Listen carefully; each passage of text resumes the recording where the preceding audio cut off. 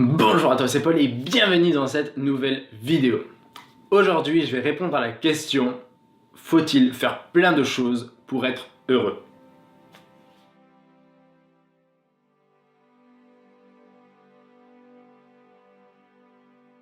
Ma réponse va être simple: oui et non.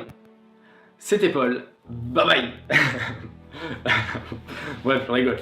Mais ma réponse est vraiment oui et non. En fait, je vais nuancer. En fait, pour répondre à cette question, j'aimerais d'abord introduire une première notion. Cette notion, c'est inactivité égale tristesse, égale peur, égale dépression, égale solitude, égale mort. Nous ne sommes pas des êtres vivants pour rester inactifs dans notre cocon et ensuite muets en un papillon, par exemple. On est des êtres humains qui ont besoin d'évoluer, qui ont besoin d'avancer, qui ont besoin d'être en mouvement. Et d'ailleurs, la deuxième notion qui contrecarre la première notion que je vous ai exposée à l'instant, c'est tout est une question de mouvement. Le mouvement appelle l'énergie. Faites le test. Admettons que voilà, vous n'êtes pas trop en forme aujourd'hui, vous êtes...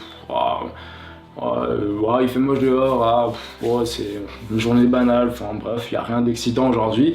Vous passez de ce niveau d'énergie, vous faites du sport et ensuite vous verrez ce qui se passe. Quand vous faites du sport, votre rythme cardiaque s'accélère, vous allez apporter plus d'oxygène à vos muscles, à votre cerveau aussi, plus de nutriments, etc.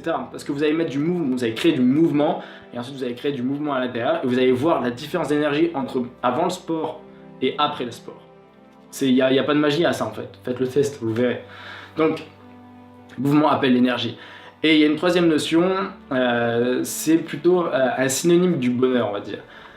C'est le progrès.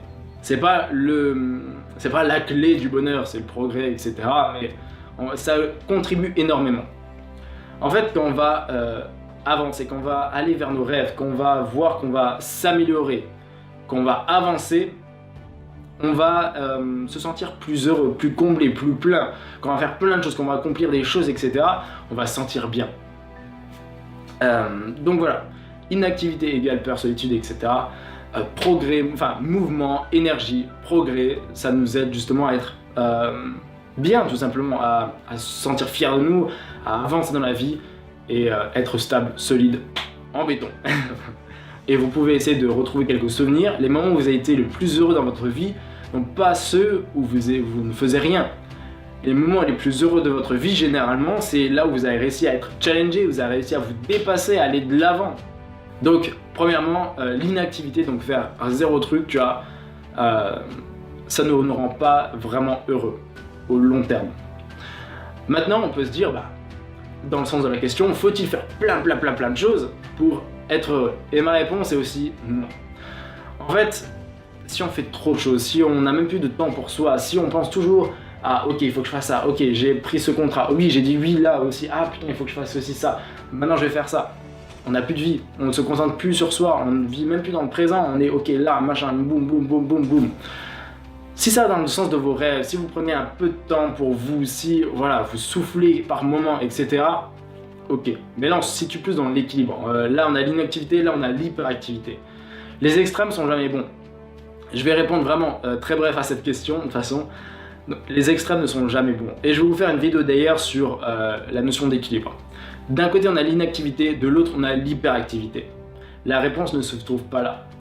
La réponse se trouve au milieu, de trouver son équilibre de vie entre prendre des temps de repos, des temps morts entre guillemets, et ensuite aller de l'avant, tout donner et se faire challenger, se dépasser. Si on arrive à trouver cet équilibre, là on va être plus heureux au quotidien, il n'y a pas de secret. Donc, faut-il faire plein de choses pour être heureux? La réponse ne se situe pas hyper plein de choses, ni rien. Elle se situe vraiment dans le milieu, dans l'équilibre. Et l'hyperactivité, justement, ensuite peut mener le risque, d'ailleurs parce que j'ai parlé du risque de l'inactivité, mais l'hyperactivité, le risque, c'est éventuellement un burn-out, une fatigue, un épuisement, etc. Et d'ailleurs, il y a des personnalités même assez importantes dans l'histoire, qui sont morts d'épuisement, tout simplement. Ils sont tellement donnés qu'ils n'ont même plus eu le temps pour eux de souffler, et après, boum, épuisement, ils n'arrivaient même plus, par exemple, à tenir un stylo. Donc, voilà, donc la réponse ne se situe pas dans les extrêmes, mais se situe dans l'équilibre. Trouver son équilibre. C'est pour ça que j'ai dit oui et non. Donc, pour résumer cette vidéo, et j'ai mon petit... si je regarde en bas, c'est parce que j'ai mon petit... j'ai ma petite feuille pour m'aider, pour essayer de structurer un peu mes idées. Donc, voilà. Je vais faire très prochainement une vidéo sur cette notion d'équilibre parce que c'est vraiment quelque chose d'hyper important, j'ai remarqué. Enfin bref, je vous dirai tout ça dans la prochaine vidéo, mais voilà. Donc cette vidéo est à présent terminée, j'espère qu'elle vous a plu, j'espère qu'elle a pu répondre à cette question, faut-il faire plein de choses pour être heureux? N'hésite pas à t'abonner à ma chaîne YouTube si tu es intéressé par le sujet. Toutes les semaines, je fais des vidéos dans ce genre, je donne des outils concrets pour essayer d'améliorer un peu ta vie, tu vois. Donner des outils sur ses habitudes, sur des façons de penser pour t'aider à aller de l'avant, pour sortir de cette déprime éventuellement. Donc si tu es en dépression ou si le sujet t'intéresse ou si tu as juste envie d'améliorer ta vie, clique sur le bouton s'abonner et rejoins mon aventure. Et si tu veux suivre ma deuxième aventure, enfin plutôt mon aventure un peu plus personnelle, c'est-à-dire faire une conférence et vivre de ça, etc. Je vais essayer de faire ma première conférence avant la fin d'année. Je t'invite à m'ajouter sur Snapchat qui va s'afficher juste là. Tous les jours je poste un snap, je poste un contenu. Et si tu as envie de parler avec moi, c'est la meilleure plateforme pour discuter avec moi tout simplement. Donc je t'invite vraiment aussi à m'ajouter sur Snapchat. Sur ce, cette vidéo est à présent terminée. Vis heureux et n'oublie jamais, la vie est belle. C'était Paul, bye bye.